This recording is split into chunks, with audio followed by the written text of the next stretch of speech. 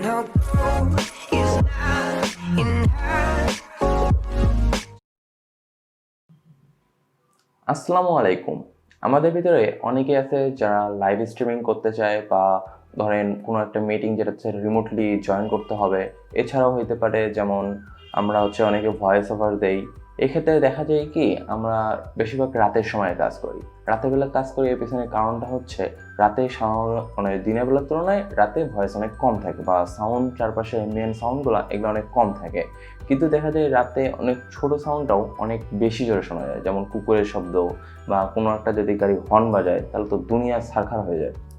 তো এক্ষেত্রে দেখা যায় কি আমরা যে কাজটা করছি বা আমাদের যে বর্তমানে ভয়েস ওভার বা লাইভ স্ট্রিমে এখানে যা হচ্ছে সেক্ষেত্রে এই সাউন্ডগুলো বা এম্বিয়েন্ট সাউন্ডগুলো আমাদের এর ভিতরে চলে আসে। আমি তো এই লেভেলিয়ার মাইক ইউজ করি। অনেক ক্ষেত্রে অনেকে দেখা যায় যে ভালো মানের কনডেন্সার মাইকগুলো ইউজ করে, কিন্তু তারপর অনেক ধরনের অনেক ব্যাকগ্রাউন্ড নয়েজ আসতেছে। তো এই ব্যাকগ্রাউন্ড নয়েজটা আপনি যদি ভয়েস ওভারের ক্ষেত্রে যান তাহলে আপনি পোস্ট প্রোডাকশনে ঠিক করতে হবে, কিন্তু লাইভ স্ট্রিমিং বা হচ্ছে ভিডিও কলিং বা কোনো একটা মিটিংয়ে রিমোটলি জয়েন করতে গেলে এটা সম্ভব হয় না। সেক্ষেত্রে একটা সফটওয়্যার আছে, নাম হচ্ছে RTX ভয়েস। এটি মূলত RTX গ্রাফিক্স কার্ড এটার উপরে কাজ করার জন্য তৈরি করা হয়েছিল, কিন্তু বর্তমানে এটা GTX গ্রাফিক্স কার্ডগুলোতেও সাপোর্ট করতেছে। আমার জানা মতে মানে GTX 1030 Ti এর উপরের গ্রাফিক্স কার্ডগুলোতে এটি সাধারণত সাপোর্ট করে। আজকে আমি আপনাকে দেখাবো এই RTX ভয়েস এটা কি মূলত ব্যাকগ্রাউন্ড ভয়েসটা রিমুভ করতে পারে কিনা, আর করলেও কি পরিমাণে নয়েজ রিমুভ করে। দেখা হচ্ছে কম্পিউটার স্ক্রিনে।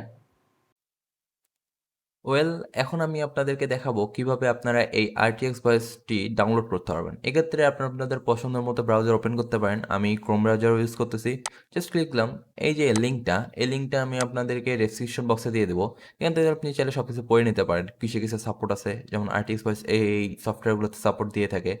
আপনারা জাস্ট এখান থেকে এই সেটআপ গাইডের নিচে B for NVIDIA GeForce GTX GPU download, এখানে জাস্ট এটা ক্লিক দিলেই অটোমেটিকলি আপনারা দেখবেন কিছুক্ষণ পর ডাউনলোড শুরু হবে। এই তো আমার মেবি এই যে শুরু হয়ে গেছে। আমি করবো না কারণ আমি এটা অলরেডি ইউজ করতেছি। আমি আপনাদেরকে ইনস্টল প্রসেসটাও দেখিয়ে দেবো। এখানে আসেন, এখানে আসলে আপনি মূলত এইখানে ক্লিক করে আপনি আপনাদের যে মাইক্রোফোনটি ইউজ করবেন সেটা সিলেক্ট করতে পারবেন, আর ব্যাকগ্রাউন্ড নয়েজ রিমুভের জন্য এখানে এটা টিক দিবেন, আর এখানে নয়েজ সাপ্রেশনের জন্য তো আছেই। আর দেখি ক্ষেত্রে একটা আউটপুট ভয়েসের ক্ষেত্রেও আছে, কিন্তু এটা খুব বেশি নোটিসেবল না। এখানেও লেখা আছে, আপনারা চাইলে পড়ে নিতে পারেন। এই তো গেল। এখন আমরা যাবো ইনস্টলের ক্ষেত্রে মাই কম্পিউটার ডাউনলোডসে এখানে আমার ডাউনলোড করা আছে। এখানে জাস্ট ডাবল ক্লিক দেবো। এই ডাবল ক্লিক দিলে এখানে শুরু হয়ে যাবে।